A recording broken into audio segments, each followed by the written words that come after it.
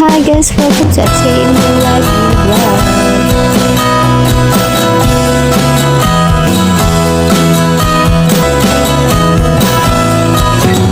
Last good day.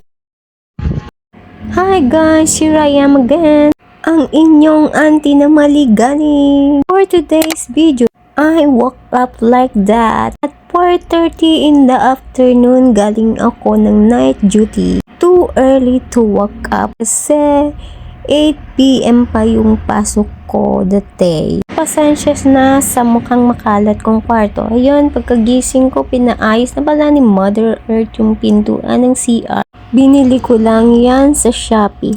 Pansamantagal. At yun, nakita ko. Ay, bitin pala siya. As usual, titimpla na naman ako ng kape. Kasi pakiramdam ko, hindi ako nakatulog. Ang sakit ng ulo ko. Kaya I need a coffee again and again. Araw-araw na ginawa ni Lord ang naging routine ko, magkakape. Stress reliever ko na din ba? Ganun! Hindi talaga ako mapakali minsan kapag hindi ako nakapagkape. Dahil bawal din naman kay Mother Earth, ako na lang yung iinom ng kanyang kape na bigay sa kanya.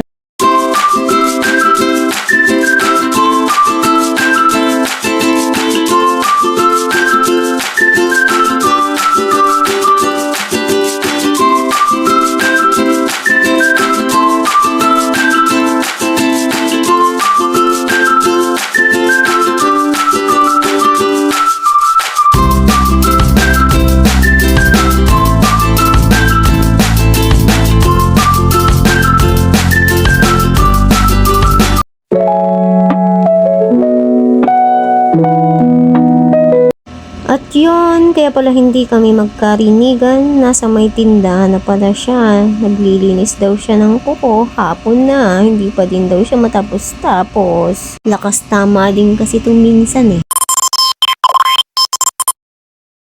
After a few hours, yun, nakaligo na ako. Nagpiprepare na ako para pumasok, magtrabaho.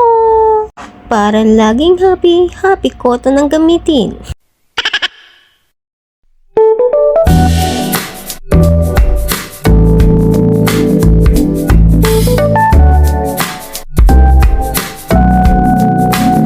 On this video, natripan kong mag-CGM. Pandemic, nagsi-CGM na ako, kaya lang mali-mali yung ginagawa ko. Ngayon ko lang na-discover yung spray na yan. Ginagamit ko, matagal ko na silang ginagamit, hindi ko alam kung paano.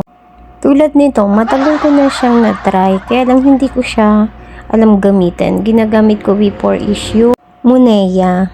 Kahit hindi masyadong wet, nadidipine yung curls ko. Na-discover ko to, Lux Organics na to. Kailangan pala talaga medyo babasain mo pa ulit yung buhok mo. Simpleng curls routine lang yung ginagawa ko na nakakatamad siyang gawin. Once in a blue moon lang ako nagsi-CGM. Nga, gusto ko kapag nagsi-CGM ako, nililiguan ko na talaga siya kinabukasan. Kasi hindi ko siya ma-maintain ng ganun lang. Lagkitan ako.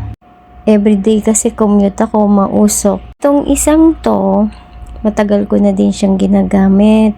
Hindi ko din siya alam gamitin. So, ganun pala, napapanood ko lang naman siya. Alaman ko, kaya lang hindi ko matutunan yung mga ginagawa nila, natatagalan talaga ako. So, yung alam ko lang yung ginagawa ko sa buhay.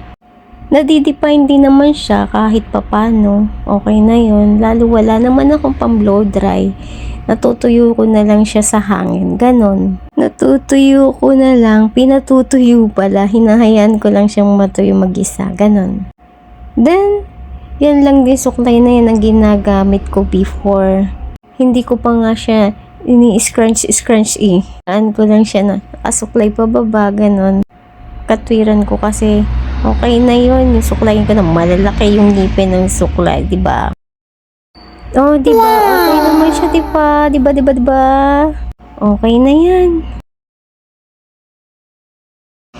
nauna yung pag-aayos ko compare sa pagkain ko kasi dapat magluluto ako matigas pa sa yelo ulam na iluluto ko. So yan, kwento-kwento dyan nanay ko. Basta nagising ako, walang katapusan yung kwento niya dyan.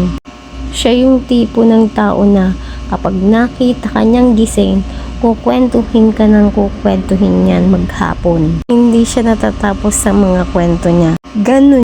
So yun, dahil malayo yung binabaan ko papunta sa ospital, walking na naman ako. Ganun yon every day in my life.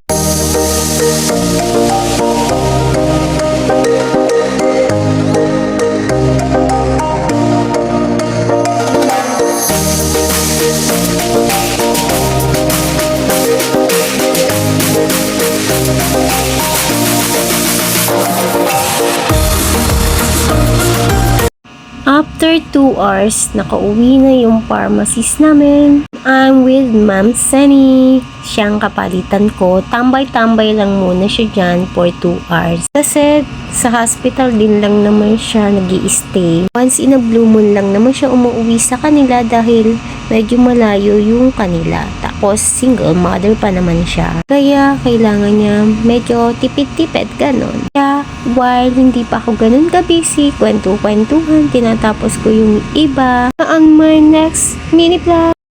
Thank you for watching. Don't forget to follow and subscribe.